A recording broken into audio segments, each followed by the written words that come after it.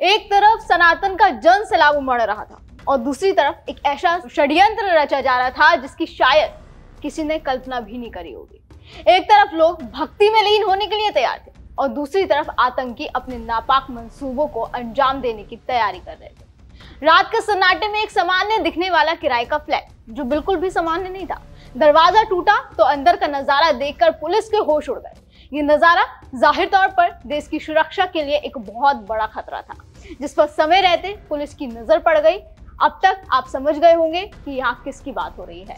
आज सुबह से 2 आतंकी डॉक्टर्स के पकड़ने जाने का मामला सुर्खियों में बना हुआ है। सबके मन में सवाल है कि एक डॉक्टर जिसके फ्लैट से 350 किलो अमोनियम नाइट्रेट, 2 AK-47 राइफलें, 84 कारतूस और टाइमर बरामद हुआ है, आखिर उसकी मंशा क्या थी? ये सब सामान देखकर ये साफ भी होता है कि जाहिर तौर पर इस देश को दहलाने की प्लानिंग की जा रही थी और एक बड़े आतंकी हमले का षड्यंत्र था। लेकिन अब सवाल ये कि आखिर कब और कहां और वो कौन सी जगह थी जो इन आतंकियों के टारगेट पर थी? क्या इनके निशाने पर वो सनातनी सैलाब था जो धीरेन्द्र शास्त्री की पद यात्रा पर उमड़ने वाला था? क्या हिंदुओं की आस्था उनके निशाने पर थी?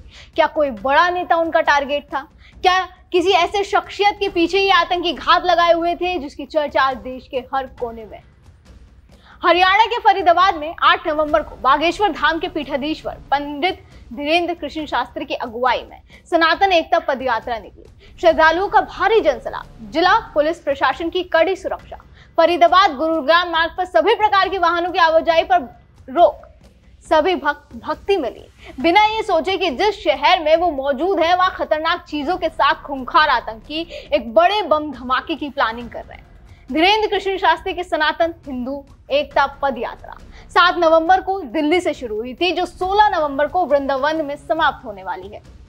बीते दिन उनकी ये पद यात्रा फरीदाबाद के वल्लभगढ़ पहुंची थी, जहां हजारों की संख्या में श्रद्धालु पहुंचे थे। इस यात्रा का उद्देश्य करोड़ों हिंदुओं को जगाना है, देश को जाति पाति, भेदभाव और छुआछूत की भावनाओं से मुक्त करना और देश में राष्ट्रवाद की भावना को उजागर करना था, जिसके लिए धीरेन्द्र शास्त्री ने 3 राज्यों को चुना था, दिल्ली, हरियाणा और उत्तर प्रदेश। इस यात्रा में धीरेन्द्र शास्त्री के साथ कथावाचक अनिरुद्ध आचार्य, पूर्व cricketer Shikhar Dhawan, the great खली और पूर्व CM मनोहर लाल खट्टर जैसे दिग्गज भी मौजूद रहे। अब एक तरफ जहां भगवा झंडे लहरा रहे थे तो दूसरी तरफ रातों रात आतंकी डॉक्टर की गिरफ्तारी हुई। 8 नवंबर को सनातन पद यात्रा निकली और 6 नवंबर को जम्मू कश्मीर पुलिस ने डॉक्टर की गिरफ्तारी की और ये गिरफ्तारी 27 अक्टूबर को श्रीनगर में जैश-ए-मोहम्मद के पोस्टर लगाए जाने की घटना के बाद हुई। पुलिस की जांच में पता चला कि पोस्टर लगाने वाला शख्स आदिल ही था, जिसे पुलिस ने गिरफ्तार किया।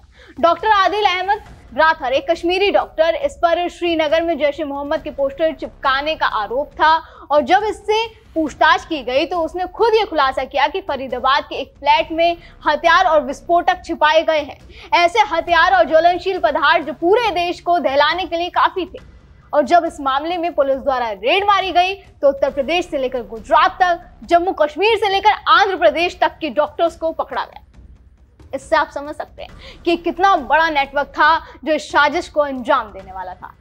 यूपी के सहारनपुर से जम्मू कश्मीर पुलिस ने आतंकी संगठन जैश-ए-मोहम्मद से लिंक के चलते अनंतनाग से एक डॉक्टर को गिरफ्तार किया था। इसी कड़ी में जम्मू कश्मीर पुलिस ने फरीदाबाद में किराए पर रह रहे एक डॉक्टर के कमरे में छापा मारा और यहाँ से 300 से ऊपर का किलोग्राम का RDX बरामद हुआ। J&K और हरियाणा पुलिस की 15 दिनों की ज्वाइंट ऑपरेशन में ये खेप बरामद हुई जो IED बनाने के लिए इस्तेमाल हो सकती थी। अब आप देख सकते हैं एक डॉक्टर जिन्हें पढ़ाया लिखाया जाता है सिर्फ इसलिए ताकि वो लोगों की देखभाल कर सके, उनका इलाज कर सके, लेकिन वो आप देख सकते हैं कि वो अपनी मानसिकता किस तरीके से प्रयोग कर रहे हैं, अपनी होशियारी का किस तरीके से गलत तरीके से इस्तेमाल कर रहे हैं। अधिकारियों का कहना है कि मेडिकल कम्युनिटी में घुसपैठ करने वाले रेडिकल नेटवर्क का हिस्सा है, जिसका मकसद दिल्ली NCR में बड़े हमले की साजिश रचना था।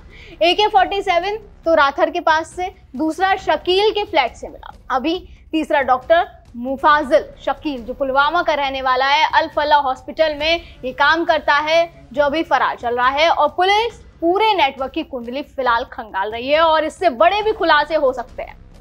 अब इसमें गौर करने वाली बात यह है कि पिछले 3 महीने से ये आतंक का नेटवर्क दिल्ली में ही एक बड़ा धमाका करने की प्लानिंग कर रहा था और 6 महीने पहले इसमें से एक डॉक्टर आदिल की नियुक्ति हुई थी। ये बहुत शांत रहता था, सिर्फ अपने काम से काम रखता था। उन्हें इसका कतई अंदाजा नहीं था कि वो क्या करने वाला है और वो अपने दिमाग में किस तरीके का षड्यंत्र रच रहा है। अब एक तरफ सनातन पद यात्रा और दूसरी तरफ ये साजिश महज एक संयोग है या इसके पीछे वाकई कोई गहरी साजिश है, इस पर से पर्दा उठना भी बाकी है। लेकिन एक बात तो तय है कि ये आतंकी किसी ऐसी ही तारीख का इंतजार कर रहे थे जिसमें वो आम लोगों के साथ साथ किसी खास शख्सियत या फिर किसी बड़े नेता को निशाने पर ले सके। हाल ही में चाहे वो सीएम योगी आदित्यनाथ हो, जेपी नड्डा हो, अमित शाह हो, कई बड़े बड़े नेता दिल्ली का दौरा कर चुके हैं। आज ही गृह मंत्री अमित शाह अंतर्राष्ट्रीय सम्मेलन को-ऑप कुंभ 2025 का शुभारंभ करने पहुंचे थे। ऐसे में इनको भी पूरे खतरे की संभावना थी और इस बात की खबर जांच के दौरान ही सामने आई। इसकी पूरी संभावना है कि तारीख 8 नवंबर से 16 नवंबर के बीच कुछ भी हो सकता था, लेकिन समय रहते पुलिस ने, सुरक्षा एजेंसियों ने उनके इन मंसूबों को ध्वस्त कर दिया। खुफिया ब्यूरो की टीमों से पहले ही छापे की सूचना दे दी गई थी। स्थानीय पुलिस को भी सूचना थी, लेकिन इस सीक्रेट ऑपरेशन को किसी की भनक नहीं लगने दी और बाहरी किसी भी व्यक्ति को ये लीक नहीं होने दिया गया। यहाँ पर वाकई सभी अधिकारियों ने बड़ी ही सूझबूझ से काम लिया, वरना सोचिए एक चूक और न जाने कितने लोगों की जान को खतरा बन सकता था। राजधानी की सुरक्षा में किस तरीके से सेंध लग सकती थी। दर्शकों, इस खबर पर आपका क्या कहना है हमें कमेंट सेक्शन में जरूर बताएं। फिलहाल आज की वीडियो में बस इतना ही। अगली बार फिर होगी मुलाकात। आप देखते रहें DNP इंडिया, हर खबर भरोसे के साथ।